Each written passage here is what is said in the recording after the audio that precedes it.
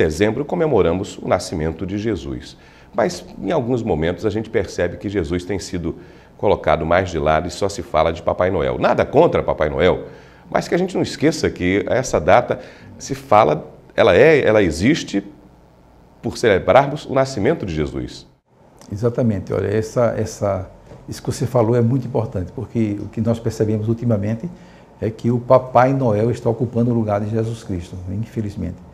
Nós estamos celebrando no Natal o aniversário de Jesus Cristo, o seu nascimento. E nem sempre as pessoas estão voltadas para isso. A gente canta os parabéns com muita alegria para as pessoas que aniversariam, mas a gente não se lembra que Jesus está aniversariando agora. E o que Ele espera de cada um de nós é uma abertura do coração para acolher a sua mensagem, acolher a sua proposta libertadora e podemos então imitá-lo como verdadeiros discípulos. Nós, quando nos apercebemos envolvidos com o compromisso da divulgação do espaço para esse diálogo interreligioso, para o ecumenismo, ficamos com a preocupação de que, olha, é muito melhor que a gente tenha o ser humano ligado a uma religião qualquer que seja, do que o ser humano sem religião.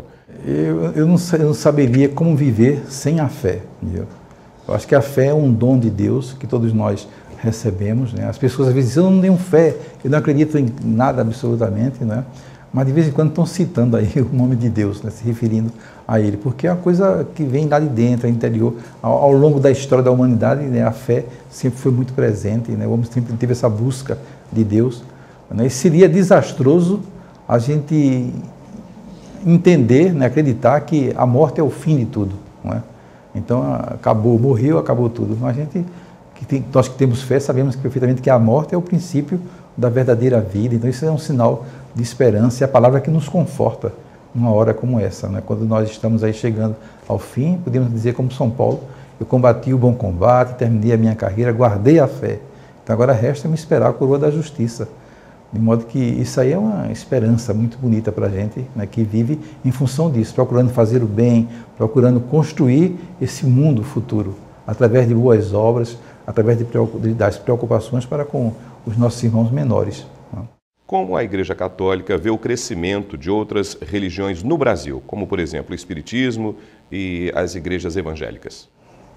Pois é uma realidade que tem acontecido, né? O cristianismo no início era um todo, né? As pessoas só viam, né, o catolicismo, de modo que é normal. Nós temos muitos católicos que são batizados, mas que não vivem absolutamente um compromisso com a fé.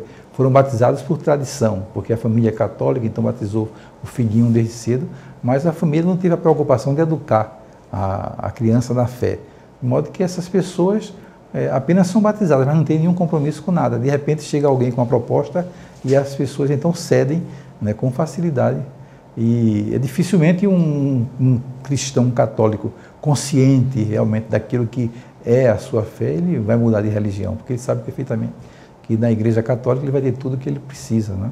Mas isso tinha acontecido, e aí o ecumenismo está aí, a gente respeita o diferente. Mas se alguém decide tomar um outro rumo, claro que a gente vai respeitar com muita alegria. O que é importante mesmo é nós termos Deus em nosso coração, em nossa vida. É ruim quando a gente não tem absolutamente, não crê em nada.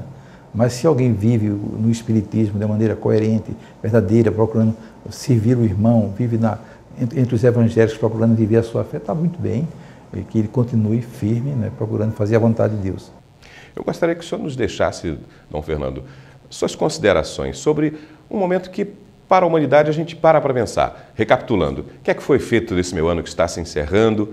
Quais são as minhas perspectivas para o ano que vem? Como devo pensar enquanto ser humano para fazer um ano melhor? O que é que eu posso contribuir para a humanidade, para a minha família, para a minha sociedade? As reflexões que o ser humano pode fazer nesse instante, como a gente conseguir fazer com que este momento sirva para impulsionar a humanidade no caminho do amor e da paz. Eu acho que o final do ano é um tempo muito oportuno para fazer essa avaliação, para cada um se colocar diante de Deus, né, e procurar realmente rever como é que está vivendo a sua vida, em quais os pontos negativos, quais as coisas positivas que devem ser melhoradas, trabalhadas, né, superar os erros, procurar realmente voltar seu coração para as coisas que são positivas, que são importantes. Do ponto de vista da fé do cristão, claro que cada vez mais viver e colocar em prática o Evangelho, a palavra de Deus, que é o grande livro para todos nós, né, que tem ali as diretrizes da igreja, né, e também do ponto de vista social, né, político, econômico, né, cada um procurar dar a sua contribuição, né, porque nós temos compromissos uns com os outros, independentemente da fé que nós temos, mas precisamos, né, estar com os olhos aí abertos para as necessidades dos nossos semelhantes. De modo que o crescimento na prática do amor, da fraternidade, né, do compromisso social, tudo isso são coisas que é responsabilidade de todos nós. Eu acho que precisamos crescer nesse aspecto. Se fizermos isso, vamos ter um ano muito mais favorável, com pessoas muito mais sensíveis às questões sociais, e isso vai ser muito positivo. Não, Fernando, e que essa transformação, esse trabalho seja no dia a dia, né? Não é só porque é final de ano, ou eu penso que eu tenho que ser cristão quando eu vou para a igreja. Não é no domingo eu vou à igreja, ou o dia que eu reservo para a igreja, lá eu sou religioso.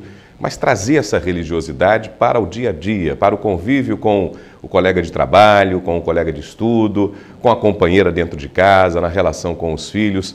Como incentivar para que a pessoa que pensa na sua religiosidade perceba que ela não tem que ser religiosa só quando ela adentra o templo, mas que o templo é ela mesma circulando enquanto ser humano? Você falou muito bem. Eu acho que eu falei avaliação, fazer avaliação, mas implementar isso ao longo do ano, que é a vida inteira, né? Você falou aí da família, né? A família, eu acho que desse conjunto todo é um valor importantíssimo, que atualmente está sendo um pouco colocado em segundo plano, mas a família continua sendo a grande força, a célula da igreja, né? O homem, a mulher, os filhos, né? Quando eles são unidos, quando são fraternos, que dialogam, né? Que são cristãos sobretudo, né? Então é uma coisa muito bonita, né? A gente encontra testemunhos belíssimos de famílias que são responsáveis, que procuram realmente se abrir para o outro, né? E dão uma grande contribuição à sociedade e à igreja de maneira especial. Então, Fernando, ficamos muito felizes e gratos pela sua visita conosco aqui no programa O Melhor no Nordeste, aqui na nossa expressão, de onde está sendo transmitido, lhe agradecendo. Eu que agradeço a oportunidade e aproveito esse momento final para desejar a você e a todos que estão nos assistindo um Natal maravilhoso, abençoado, e um ano novo sendo muito próspero, com muitas alegrias, para que todo mundo possa viver cada vez mais intensamente tudo isso que nós falamos ao longo do programa.